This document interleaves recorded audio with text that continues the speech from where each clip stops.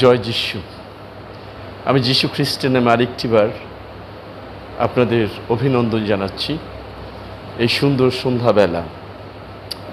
আজকে একটি চমৎকার বিষয় আপনাদের সাথে শেয়ার করতে চাই। সুসমাচার কি? একটি একেবারে খ্রিস্টীয় জীবন একটা মৌলিক বিষয়। সুসমাচার কি? এই সুসমাচার আমি গ্রহণ করব কেন? সুসমাচারের মধ্যে কি আছে? একটি পদ দেখুন, সেখানে কি লেখা আছে। লুক 24:47 পদে, আর তাহার নামে পাপমোচনার্থক মন পরিবর্তনের কথা সর্বজাতির কাছে প্রচারিত হইবে, জেরুসালেম থেকে আরম্ভ হইবে। সুসমাচার হচ্ছে তাহার নামে, প্রভু যীশু খ্রিস্টের নামে পাপ মোচনার্থক মন পরিবর্তনের কথা সর্বজাতির কাছে প্রচারিত হবে। অর্থাৎ প্রভু যীশু খ্রিস্টের নামেই পাপের মোচন রয়েছে। যে কেহ এই নামে বিশ্বাস করে তার পাপের ক্ষমা হয়, আর যার পাপের ক্ষমা হয় সে মৃত্যু থেকে জীবনে পার হয়ে যায়। কারণ রোমীয় 8:1 পদে বলছে, এখন যারা খ্রিস্ট যিশুতে আছে তাহাদের জন্য কোনো দণ্ডাজ্ঞা নেই। অর্থাৎ যারা যিশুতে বিশ্বাস করে, যীশু খ্রিস্টের নামে বিশ্বাস করে, যীশু খ্রিস্টের নামের ক্ষমতায় বিশ্বাস করে, তাহাদের জন্য কোনো দণ্ডাজ্ঞা নাই। এই কথা ঘোষণা করাই হচ্ছে সুসমাচার। লুক যীশু খ্রিস্টের উদ্ধৃতি দিয়ে এই কথা বলেছেন যে, আর তাহার নামে পাপমোচনার্থক মন পরিবর্তনের কথা সর্বজাতির কাছে প্রচারিত হবে।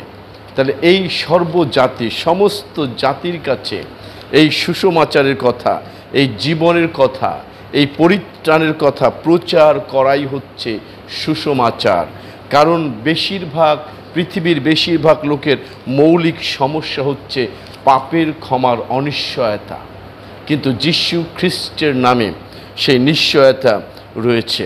যীশু খ্রিস্টের নামে সেই নিশ্চয়তা তিনি আমাদেরকে দিয়েছেন। অতএব এই সত্য, এই পরিত্রাণের কথা সমস্ত জাতির কাছে, সমস্ত মানুষের কাছে ঘোষণা করাই হচ্ছে আমাদের খ্রিস্টীয় দায়িত্ব। আর সেটা হচ্ছে এই পরিষ্কার, তাহার নামে, যীশু খ্রিস্টের নামে পাপ মোচনার্থক, অর্থাৎ যীশু খ্রিস্টের নামে পাপের মোচন হয়।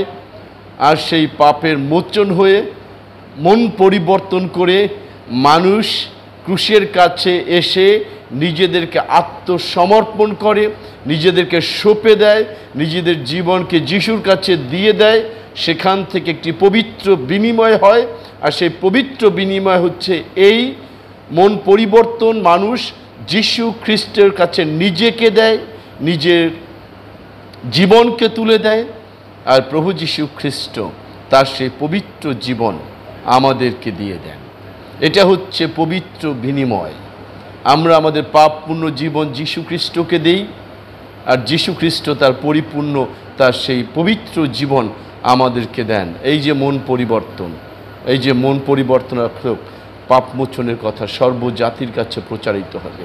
অর্থাৎ যখন আমার যীশু খ্রিস্টের নামে আমি যখনই পাপ দেখতে পাই, যখন আমার পাপ আমার কাছে সামনে আসে, তখন আমি অনুতপ্ত হয়ে মন পরিবর্তন করে যিশুর কাছে চলে আসি।